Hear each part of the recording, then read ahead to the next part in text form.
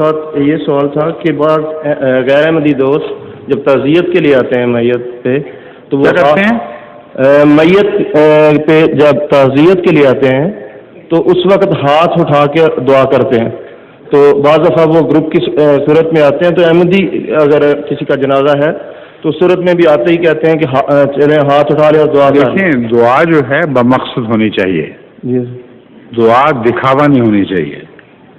جو بھی ایسے گروپس کے ساتھ یوں کرے گا اور یوں کرے گا وہ محض دکھاوے کی خاطر یہ بتانے کے لیے کہ ہم آپ کے ساتھ آپ ہی کی طرح رسمیں کرتے ہیں ایسی حرکت کرے گا.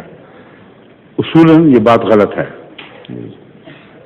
جو انسان کسی میت کے لیے دعا کرتا ہے وہ گھر بیٹھے بھی دعا کر سکتا ہے اور وہاں اپنے طور پر کر سکتا ہے، مگر ساری مجلس کا ساتھ اٹھا دینا اور فوراً گرا دینا یہ درست نہیں ہے. یہ رسم و رواج ہے. خدا تعالیٰ کو اس قسم کی دعاؤں میں کوئی دلچسپی نہیں ہوتی.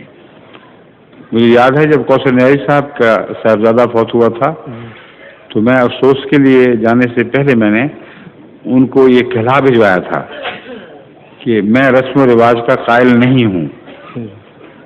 میں آؤں گا، تعزیت کروں گا، لوگ مجھے دیکھ کر ہاتھ اٹھائیں گے، میں ساتھ ہاتھ نہیں اٹھاؤں گا. اگر آپ کو یہ منظور ہے تو میں آتا ہوں ورنہ نہیں آتا. انہوں نے مجھے کہلا کے بھجوایا. میں اپنے سب ساتھیوں کو بتا دوں گا کہ اس بنا پر یہ آنے والا رسمی دعا نہیں کرے گا اور میرے بچے کی ویسے خیر چاہے گا اور چاہے تو اپنے طور پر دعا کر دے. چنانچہ کوئی خرابی نہیں ہوئی. بس ایسے آنے والے جن کا اکثر علم ہوتا ہے ان کو کہلا بھیجیں، ان کو بتا دیں کہ یہ وجہ ہے ہم اس رسم و رواج میں نہیں پڑھتے.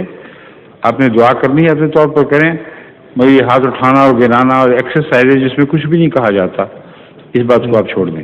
اور اگر حضور اس وقت اسی وقت آ کے کہیں تو پھر انکار کر دینا چاہیے. کیا انکار؟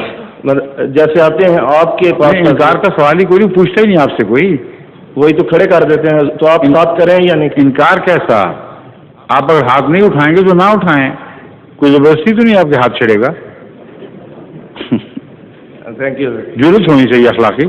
ہاں بیٹھے. ظہور مہدی آخر